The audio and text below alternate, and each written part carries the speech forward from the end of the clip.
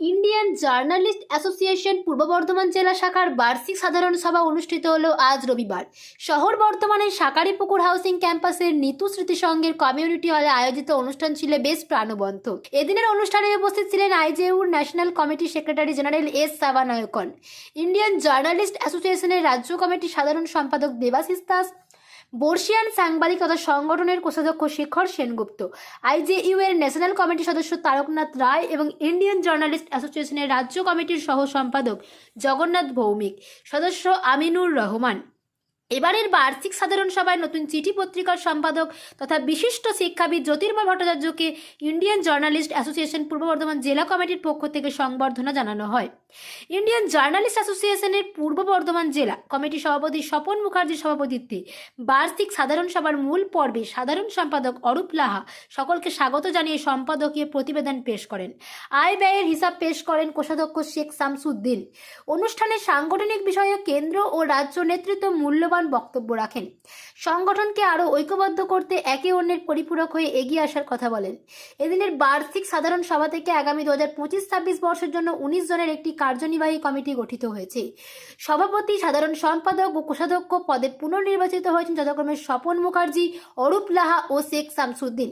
এছাড়া সহ সভাপতি পদে নির্বাচিত হয়েছেন অতনু হাজরা ও বিজন ঘোষ, সম্পাদক সন্তোষ দাস, সহ সম্পাদক সুপ্রকাশ চৌধুরী ও সোমনাথ ভট্টাচার্য, অফিস সম্পাদক অভিজিৎ সাহা। কার্যনির্বাহী কমিটির সদস্যরা হলেন মিথিলেশ রায়, মনতোষ পোদ্দার, পার্থ চৌধুরী, অনির্বাণ হাজরা, সুজিত দত্ত, প্রসূন সামন্ত, প্রসেনজিৎ দত্ত, উত্তম দাস, শীর্ষেন্দু সাধু ও প্রদীপ কুমার মণ্ডল।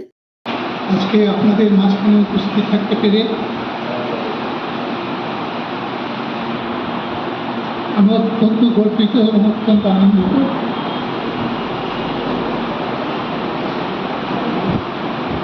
কিন্তু উপস্থিত থাকার পরেও আমাকে যে সম্মাননা আপনারা জ্ঞাপন করলেন, আমি জানি না আমি তার কতটা যোগ্য, কিন্তু তা আমার হৃদয়কে গভীরভাবে স্পর্শ করল। সুদীর্ঘ জীবন সাংবাদিকতা করে কাটিয়েছি। শুধু কোনো একটি পত্রিকা নয়,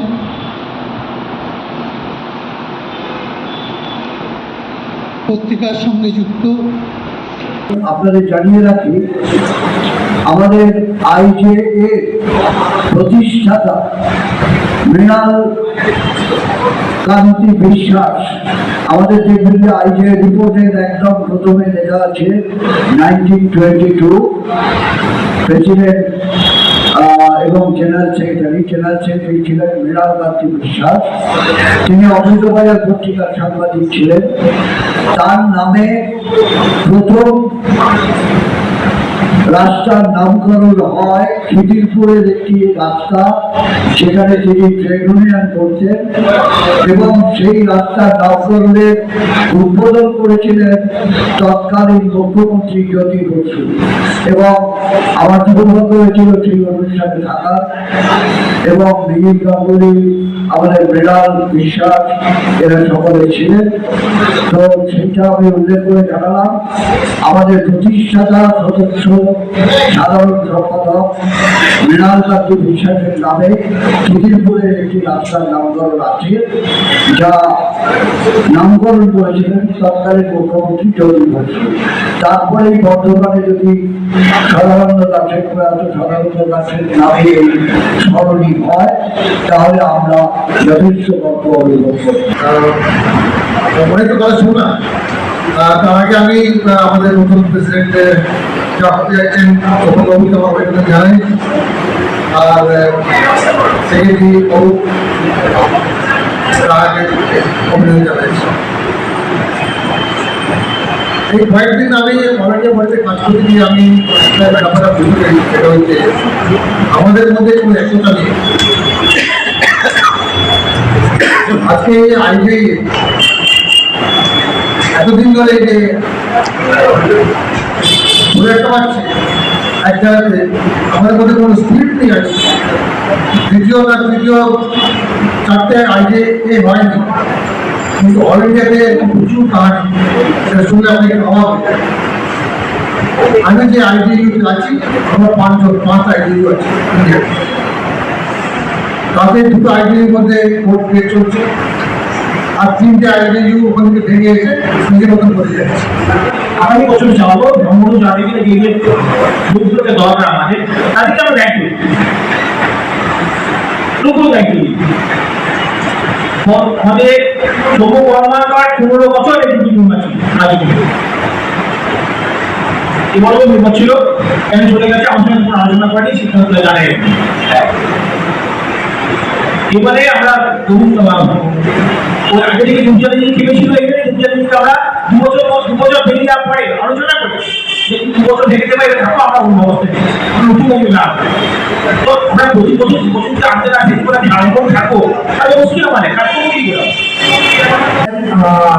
সেখানকার বক্তব্য, সেখানটাকে আমরা আমাদের বর্তমান পূর্ব বর্ধমান ইউনিটের পক্ষ থেকে আমরা ধন্যবাদ এবং কৃতজ্ঞতা জানাই। আমরা আমাদের এই সময়কালে মানে লাস্ট কয়েক মাসের মধ্যে আমাদের নতুন যারা সদস্য হয়েছে আর কি, তাদের মধ্যে আজকে 5 জনকে আমরা নতুন সদস্যতা দিয়েছিলাম, আর রাজ্য দিয়েছে আর কি, রাজ্য থেকে আর কি। তো তাদের মধ্যে আজকে 3 জন এখানে দেখছি উপস্থিত হয়েছে। আমি টুঙ্কল চ্যাটার্জিকে, রঞ্জিত পণ্ডিত আর জয়ন্ত বিশ্বাসকে একবার এখানে আসার জন্য অনুরোধ করছি।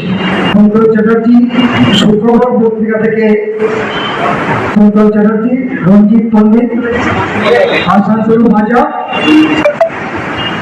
জয়ন্ত বিশ্বাস, আর আরেকজন অ্যাক্সিডেন্টে অসুস্থ আছে মোহাম্মদ সানি, ও আসতে পারেনি, যারা উপস্থিত হতে পারেনি। জয়ন্ত বিশ্বাস সম্ভবত নিচে গেছে। আমাদের যেটা আগে রেল পাস ছিল, যাতে সেই রেল পাসটা করা যায়, সেটার জন্য যদি একটু চেষ্টা করে তাহলে একটু উপকার হয়। এবং সেই সঙ্গে আরো বলি, বেশ কিছু এখন পর্যন্ত পেনশন হোল্ডাররা পেনশন পায়নি, সেই পেনশনের দিকটা যদি আপনারা একটু দেখেন তাহলে খুব উপকৃত হবে। এইভাবে আমি আমার বক্তব্য শেষ করি।